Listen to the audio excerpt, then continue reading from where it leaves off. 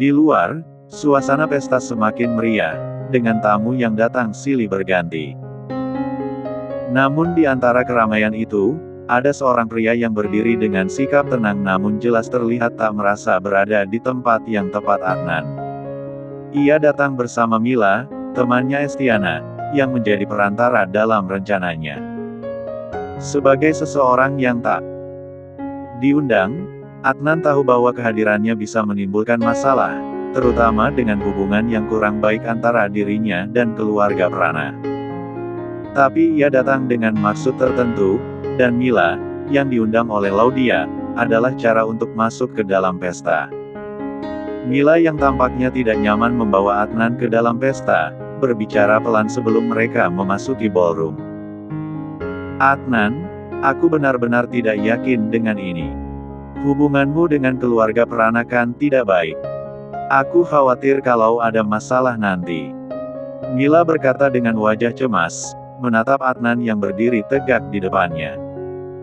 Tenang saja, Mila. Aku tahu bagaimana cara menghadapinya. Estiana yang minta tolong padamu, kan? Kita hanya perlu melewati pintu penjaga, dan setelah itu aku akan urus sendiri. Percayalah, semuanya akan baik-baik saja, jawab Adnan, meyakinkan Mila meskipun hatinya juga sedikit ragu. Mila menghela napas berat dan akhirnya setuju. Mereka berdua melewati pintu penjaga pesta dan berhasil masuk. Setelah itu, mereka berpisah. Mila menuju Estiana yang sudah menunggu di antara kerumunan, sementara Adnan hanya berdiri di tengah tamu undangan, berusaha mencari Rea dengan matanya.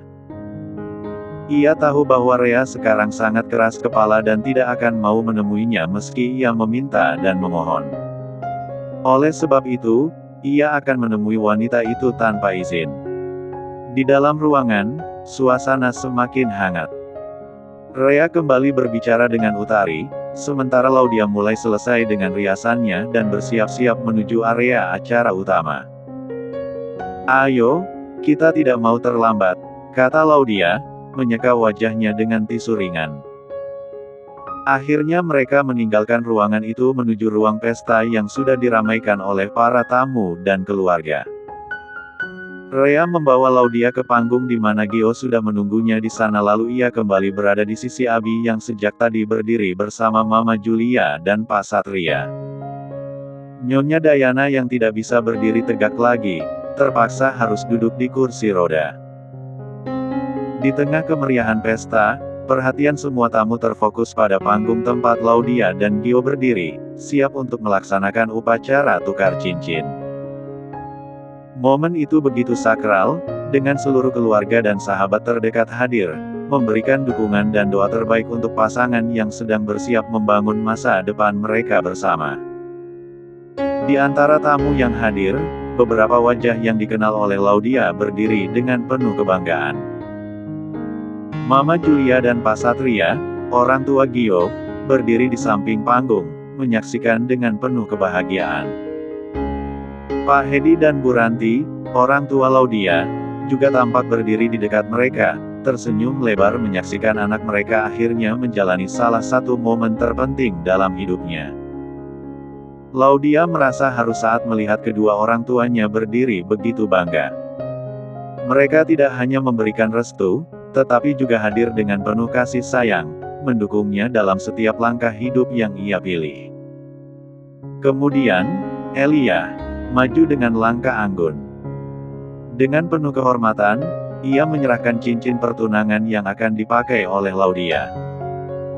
Selamat, Kak Laudia, kata Elia dengan suara lembut, memberikan cincin itu dengan penuh rasa hormat. Laudia menerima cincin itu dengan tangan yang sedikit gemetar, namun senyum yang tulus terpancar di wajahnya. Terima kasih, Elia. Semoga kita selalu saling mendukung, jawab Laudia dengan hangat. Momen yang begitu emosional itu semakin dipenuhi dengan kebahagiaan saat Nyonya Dayana, nenek Gio yang selalu menjadi panutan keluarga, didorong mendekat untuk memberikan ucapan selamat. Dengan elegan dan penuh kebijaksanaan, Nyonya Dayana memeluk Laudia dengan penuh rasa sayang, mencium pipinya dengan lembut. Selamat, sayang. Semoga kalian berdua selalu bahagia, kata Nyonya Diana dengan suara penuh kelembutan. Laudia tersenyum lebar, merasa diberkati oleh ucapan Nyonya Diana yang selalu bijaksana. Tidak jauh dari sana, Bu Donna dan Pak Edward, orang tua Rhea, juga hadir dengan senyum bangga. Mereka mendekat untuk memberikan selamat kepada Laudia. Bu Donna merangkul Laudia dengan penuh kehangatan. Kamu sudah tumbuh menjadi wanita yang luar biasa, Laudia. Tante bangga padamu, kata Bu Donna dengan mata berbinar. Pak Edward juga memberikan pelukan hangat, menambahkan, selamat, Laudia. Semoga kalian berdua selalu diberkahi. Abi yang ada di sana berjalan ke arah Gio dan memberikan ucapan selamat dengan penuh kebanggaan. Akhirnya, kamu sampai di sini juga, Gino. Gio, Paman. Bukan Gino, protes Gio yang tidak suka dipanggil Gino. Abi malah tersenyum kecil lalu mengucapkan selamat pada keponakannya. Oke, Gio. Selamat, semoga hubungan kalian langgeng, dan jaga pasanganmu dengan baik. Kalau tidak, Rheaku bisa mengamuk nanti, kata Abi sambil menepuk pundak Gio dengan lembut. Ini pertama kalinya Abi memanggil Gio dengan sebutan yang diinginkan Gio dan itu membuat Gio terharu karena selama ini pamannya tak mau mendengarkannya. Selalu seenaknya. Gio pun tersenyum bangga dan mengangguk. Terima kasih, Paman.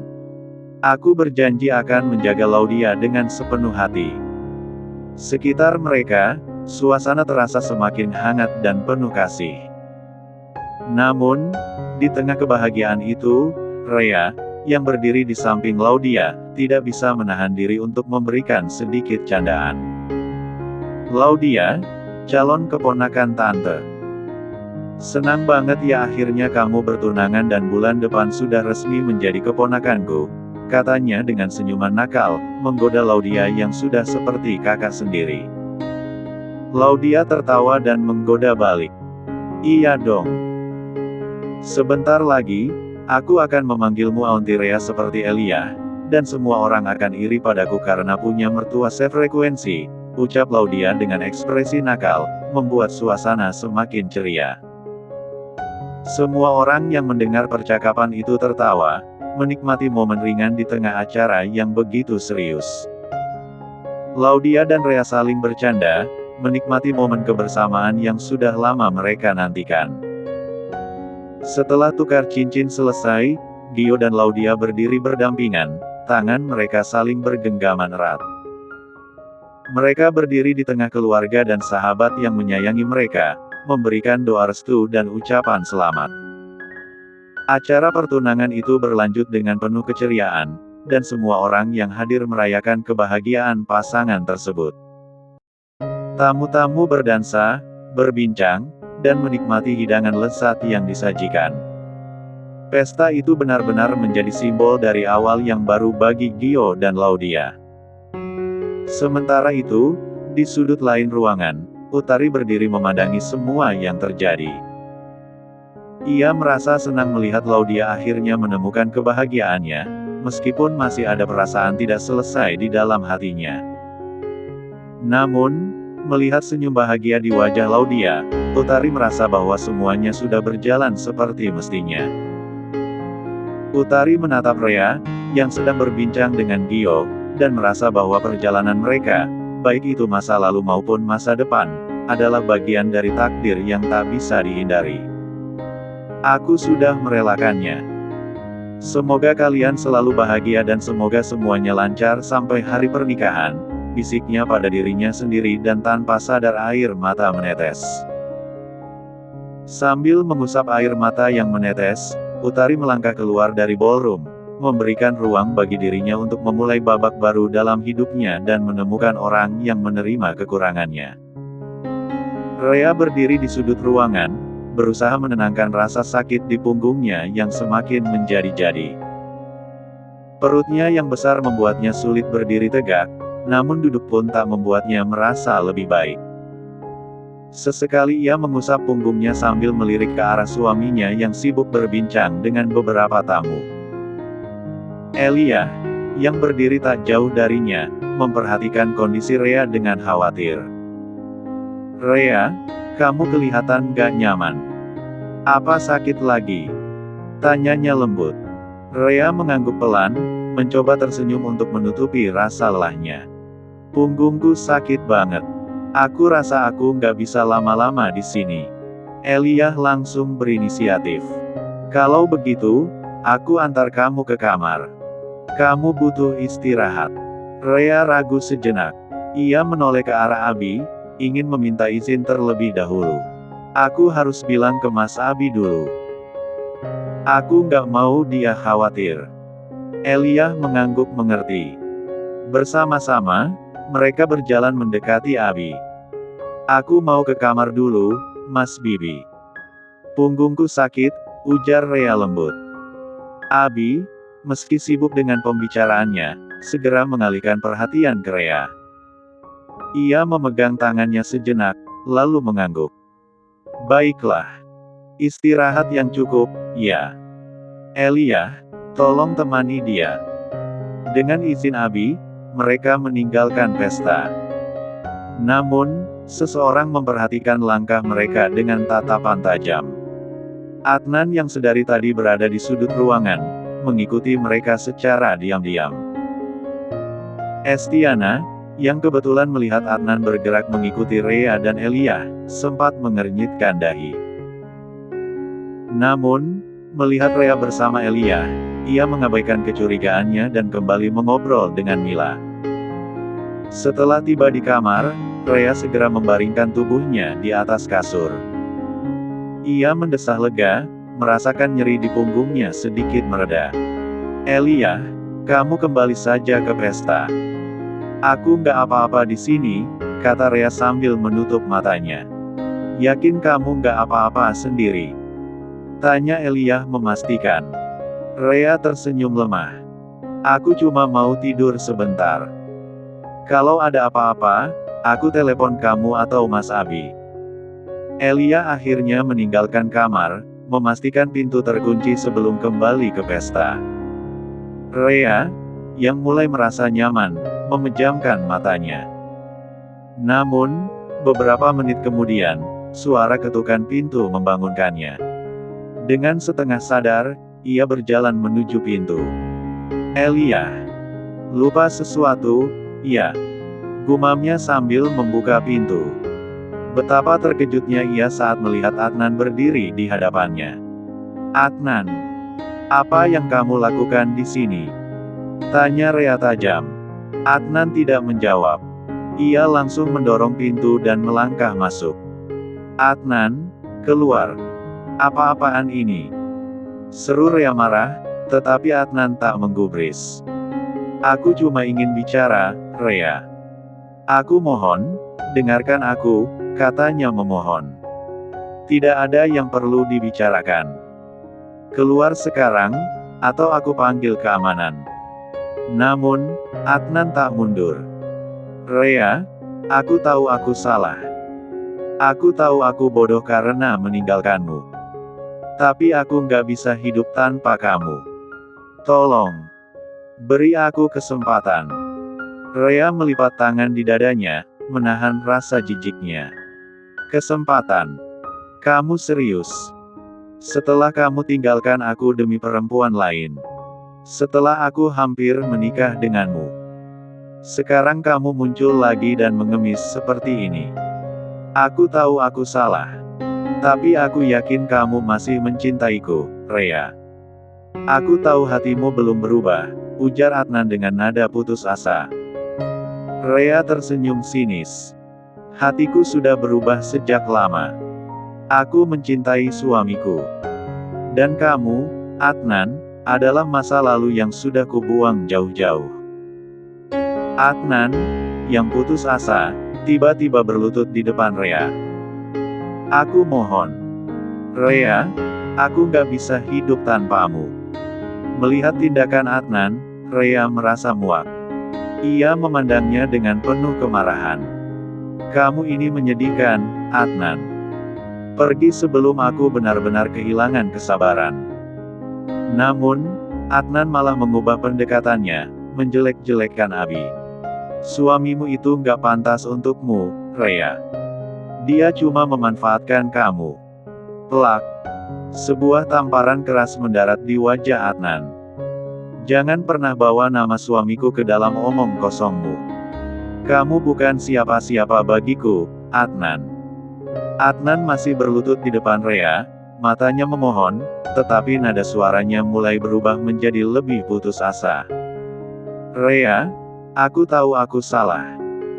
Tapi tolong, beri aku kesempatan kedua. Aku nggak bisa hidup tanpa kamu, ucap Adnan, tangannya mencoba meraih ujung gaun Rea. Rea mundur selangkah, menatap Adnan dengan penuh kebencian. Kamu mau bicara soal kesempatan? Kesempatan itu sudah aku berikan, Adnan sebelumnya. Dan apa yang kamu lakukan? Kamu menghancurkannya, seperti kamu menghancurkan aku. Adnan menunduk, lalu mendongak lagi dengan ekspresi sedih. Aku bodoh waktu itu, Rea. Aku nggak tahu apa yang aku punya sampai aku kehilangannya. Aku sadar aku salah memilih orang lain. Perempuan itu nggak seperti kamu. Jangan bandingkan aku dengan siapapun. Aku bukan tempat pelarianmu setelah hidupmu hancur, kata Rea tajam. Namun, Adnan tetap tidak menyerah. Kamu nggak ingat semua yang kita lalui bersama. Aku tahu kamu masih mencintaiku, Rea. Itu sebabnya kamu terlihat marah. Kalau kamu benar-benar nggak peduli, kamu nggak akan serapi ini menutup hati untukku. Rea tertawa sinis. Marah? Ya, aku marah. Bukan karena aku masih cinta, tapi karena aku jijik melihatmu. Aku jijik karena kamu berani datang ke sini, mengganggu hidupku, bahkan setelah semua luka yang kamu tinggalkan. Adnan menghela napas panjang, lalu berdiri. Aku tahu aku nggak pantas. Tapi aku nggak bisa menyerah begitu saja. Aku akan menunggu kamu berubah pikiran, Rea. Aku yakin kamu akan sadar bahwa Abi nggak bisa mencintaimu seperti aku. Keluar dari kamar ini, ujar Rea dengan suara bergetar, namun penuh ketegasan. Adnan mencoba menahan emosinya. Napasnya terdengar berat, seperti menahan ledakan emosi yang membuncah. Kamu selalu seperti ini, Rea. Tegas, keras kepala, dan berpikir kamu selalu benar. Kamu bahkan gak mau mendengarkanku sedikit pun, katanya sambil menatap Rea tajam. Rea menahan diri, berusaha untuk tidak terpancing. Aku nggak perlu mendengarkanmu. Apa yang kamu lakukan? Dulu sudah cukup menjelaskan semuanya. Kamu menghancurkan semuanya demi perempuan lain, lalu sekarang kamu datang dan bicara soal cinta. Adnan menggeleng, nadanya berubah menjadi lebih tajam. Kamu pikir hidupku mudah setelah itu? Aku menderita, Rea. Setiap hari aku menyesal. Aku tahu aku salah, tapi aku juga tahu kamu masih menyimpan perasaan untukku. Rea tertawa getir. Perasaan? Kamu pikir aku masih punya ruang di hati ini untukmu? Tidak, Adnan. Yang tersisa hanyalah rasa muak. Kamu adalah keputusan terburuk dalam hidupku. Adnan maju selangkah, memotong jarak di antara mereka. Jangan bohong, Rea. Aku bisa lihat itu di matamu. Kamu hanya takut mengakuinya karena ada Abi. Tapi dia nggak pantas untukmu. Dia bahkan nggak mencintaimu seperti aku mencintaimu. Mendengar itu, Rea tak bisa lagi menahan amarahnya. Beraninya kamu bicara soal suamiku. Dia jauh lebih baik darimu. Dia menghargai aku, dia mendukung aku, dan dia menerima aku sepenuhnya, dan kamu lihat, aku mengandung anaknya. Rea menunjuk perutnya dengan gerakan tegas. Adnan mendadak terdiam, matanya bergerak dari wajah Rea ke perutnya yang besar. Wajahnya memucat sejenak sebelum berubah menjadi ekspresi marah. Kamu pikir dia benar-benar mencintaimu? Cukup, Adnan. Adnan menatap Rea dengan mata yang kini dipenuhi kemarahan dan frustrasi. Tangannya mengepal, tapi ia menahan diri. Aku bilang yang sebenarnya, Rea. Kamu tahu itu. Rea menunjuk pintu dengan tangan gemetar. Keluar dari kamarku. Sekarang. Namun, Adnan tidak bergeming. Sebaliknya, ia mendekat lagi, kali ini dengan wajah yang tampak lebih dingin. Aku nggak akan pergi, Rea. Aku nggak akan menyerah sampai kamu mengaku bahwa kamu masih punya perasaan padaku. Rea mundur selangkah, tubuhnya menegang. Adnan, aku serius. Kalau kamu nggak pergi, aku akan teriak. Teriaklah. Biarkan semua orang tahu bahwa aku ada di sini untuk merebutmu kembali, balas Adnan dengan nada yang kini penuh tantangan.